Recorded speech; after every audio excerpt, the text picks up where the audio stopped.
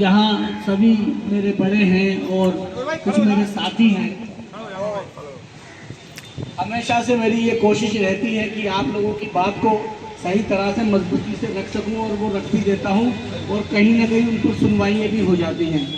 रात मैंने आपकी वीडियो अपनी एसडीएम साहब को भेज दी थी, पप्पू भाई, तहसीलदार साहब को भी भेज दी थी, और डीएम साहिबा को भी भेज दी थी, एडीएम प्रशासन को भी भेज दी थी। क्योंकि डीएम साहिबा का जो अकाउंट है उस पर बिल्कुल टिक नहीं आते, तो मुझे कोई आइडिया नहीं है कि उन्होंने वीडियो देखी है या नहीं देखी है। लेकिन वीडियो एसडीएम साहब ने आपकी देखी, मैंने सोचा मैं बात करूं, लेकिन आप लोगों की रजामंदी से ही बात करूंगा।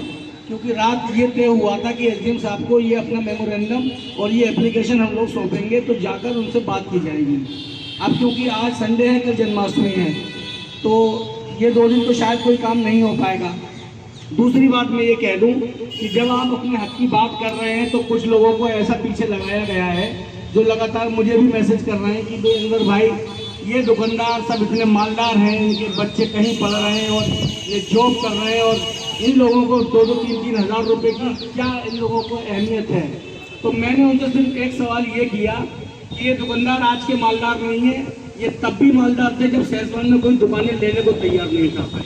क्योंकि दुकान लेने के लिए सिर्फ दुकान नहीं चाहिए होती है, बल्कि उसमें माल भी डालना पड़ता है, उस पर एक आध आदमी नौकर चाकर भी रखने पड़ते हैं, तब जाकर एक दुकान बनती है। तो इसका मतलब ये नहीं है कि ये लोग अब से 50 साल पहले भीख मांग रहे थे और अब सब मालदार हो गए, ये तब भी मालदार थे। अगर ये मालदार नहीं होते तो फिर आपके बाप दादाओं ने क्यों दुकानें नहीं ली?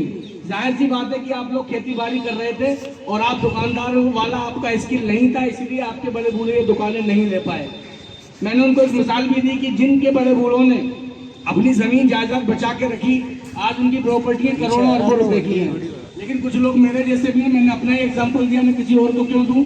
मेरे अब्बा ने सारी ज़िंदगी राजनीति की, अपनी ज़मीनें बेच के खा गए, और मुझे कोई इसमें कहने में गुरेज भी नहीं है। मुझे सारी ज़िंदगी बहुत संघर्ष करना पड़ा है पप्पू भाई, और मैं आज भी कर रहा हूँ। हालांकि अल्लाह ने का बड़ा एहसान है कि उसने मुझे बहुत अच्छे से एस्टेब्लिश किया हुआ है, ना मुझे खाने की कमी है ना पहनने की। मैंने अपना ही एग्जाम्पल दिया, तो आज मेरे पास अगर मेरे अब्बा थोड़ी सी छोड़ जाते तो वो करोड़ों रुपए की होती। तो मैंने उनको ये एग्जाम्पल दिया, फिर भी उनकी समझ में नहीं आई, वो आर्ग्यूमेंट करने लगे।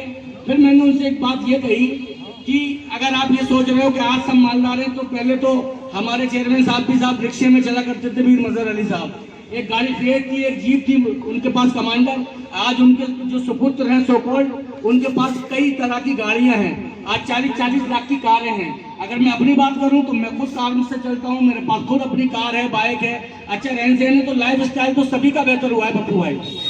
अगर कोई ये कमेंट प्रकाश करता है कि भाई दुकानदार मालदार हो गए, तो दुकानदार पहले भी मालदार थे और आज भी आप मालदार हो, इसमें कोई ऐसी बात नहीं है कि सब दुकानदारों के बच्चे कोई बड़ी बड़ी जॉब पर हैं। सबकी ये जिम्मेदारी है कि अपनी नस्लों को आगे बढ़ाए। दूसरा, एक लगातार ये कमेंट किया जा रहा है कि जो दुकानदार मर जाते हैं उनकी भी दुकानें छीन ली जाएं।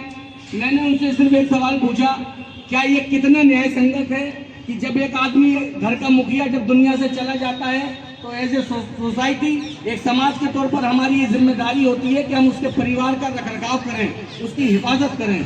आप कह रहे हो उसके परिवार के मुखिया के मर जाने के बाद उसकी दुकान छीन ली जाए और दुकान किसी और को न दी जाए। अगर एक कांस्टेबल का बेटा कप्तान बन सकता है, वो चाहता है मेरा बेटा कप्तान बने, तो एक दुकानदार का बेटा दुकानदार क्यों नहीं बनेगा? जो लोग कंपाउंडर थे आज उनके बच्चे MBBS कर रहे हैं पप्पू भाई। एक दुकानदार जब दुनिया से चला जाएगा तब तो हमारे ऊपर बड़ी जिम्मेदारी है कि हम उसके परिवार के रखरखाव की जिम्मेदारी संभालें। और अगर उसके पुत्रों को वो दुकान पर नहीं बैठेंगे तो कौन बैठेगा? और आप दुकान छीन भी लेंगे, लेकिन उसकी दुकान में जो लाखों रुपए का माल है वो कहाँ जाएगा? वो भी आप निकाल कर फेंक देंगे। तो वो कहीं ना कहीं इस बात से शर्मिंदा हुए। मैंने कहा ये आप जिस तरह की राय मशवरे दे रहे हैं आप, वो समझ में आने वाले नहीं है। तो जो चीज़ें मैंने और भी बहुत सारी बातें हुई, अभी मैंने एक लाइव वीडियो किया है, उसमें भी मैंने उन्हें इस बात का जवाब दिया है। दूसरी एक बात और मैं कहना चाहूँगा अहम, देखिए ये लड़ाई नगर पालिका की है ही नहीं, क्योंकि ये पैसा नगर पालिका चेयरमैन की जेब में थोड़े जा रहा है। चाहे आपसे वो 12,000 लें चाहे 1,000 लें, जाएंगे नगर पालिका निधि में। लेकिन नगर निधि में जो पैसा जा रहा है उसका क्या हो रहा है, छोटे छोटे काम नगर पालिका कराती है नगर निधि से। नगर निधि का ये कॉन्सेप्ट है कि जो छोटे मोटे गड्ढे हैं, पुलिये हैं, ये नगर पालिका उस पैसे से कराएगी जो नगर निधि का होगा, क्योंकि छोटे कामों के टेंडर नहीं होते। अब जिस तरह के छोटे काम सहसवान में हो रहे हैं, आप मेरे चैनल पर जाके देख लीजिए, 24 घंटे कोई पुलिया नहीं टिकती है। अगर वो पुलिया सुबह बनती है, शाम तक गिर जाती है, तो इसका मतलब ये आपसे किराया लेकर उन ठेकेदारों को मजबूत करने की मुहिम है। आप इस बात को अंदर से समझिए। कहीं ना कहीं आप इसकी बात की जब तह में जाएंगे तो आपको अंदाजा होगा कि मैं सही कह रहा हूँ। ये उन ठेकेदारों को बढ़ावा दिया जा रहा है, ये आपके पैसे नगर निधि में जाएंगे और नगर निधि से कमीशन में वहां तक पहुंच जाएंगे। तो आपकी ये लड़ाई बड़ी होने वाली है, क्योंकि जिस तरह से मुझे ट्रोल कर रहे हैं लोग आपकी बात रखने के लिए, तो कहीं ना कहीं ये आपको जंग लेना पड़ेगी। दूसरी बात, मैं एक बात और कह दूं, यहाँ बहुत सारे दुकानदार ऐसे होंगे पप्पू भाई जो नगर पालिका के किराएदार नहीं है, लेकिन मेरी आपसे गुजारिश है कि इस लड़ाई में आप भी कंधे से कंधा मिलाकर लड़िए, क्योंकि ये आपके परिवार की लड़ाई है।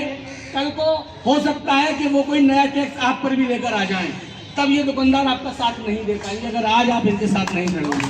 तो सभी को ये बात व्यापारी वर्ग की है, मैं खुद भी व्यापार करता हूँ, पत्रकार बाद में हूँ, पहले तो मैं आप सबका छोटा भाई हूँ। एक पत्रकार के तौर पर मैं हमेशा खड़ा रहूँगा। आप मुझे रात को 2 बजे भी बुलाइए, मैं आपकी बात रखने के लिए तैयार हूँ। अगर यहाँ से मुख्यमंत्री जी के कार्यालय तक भी जाना पड़ा, बदायूं बरेली तो छोटी सी जगह है, मैं आपके साथ जाने को तैयार हूँ। मेरे अपने संगठन है, ऑर्गेनाइजेशन हैं जो मुख्यमंत्री तक भी हमको पहुँचा देंगे। तो इस लड़ाई को छोटी न समझा जाए, बस इसकी लड़ाई लड़नी पड़ेगी, क्योंकि जिस तरह का आप ठंडा रवैया कल की वीडियो से अब तक देख रहे हैं आप 18-17 घंटे में, तो मुझे नहीं लगता कि वहाँ कोई बात बनने वाली है। तो इसके लिए लड़ाई लड़नी पड़ेगी। अगर आप लोग तैयार हो तो हाथ उठा दीजिए, अगर आप लोग तैयार हो तो लड़ाई लड़ी जाएगी, बिल्कुल लड़ाई लड़ेंगे हम इसकी। बहुत बहुत शुक्रिया।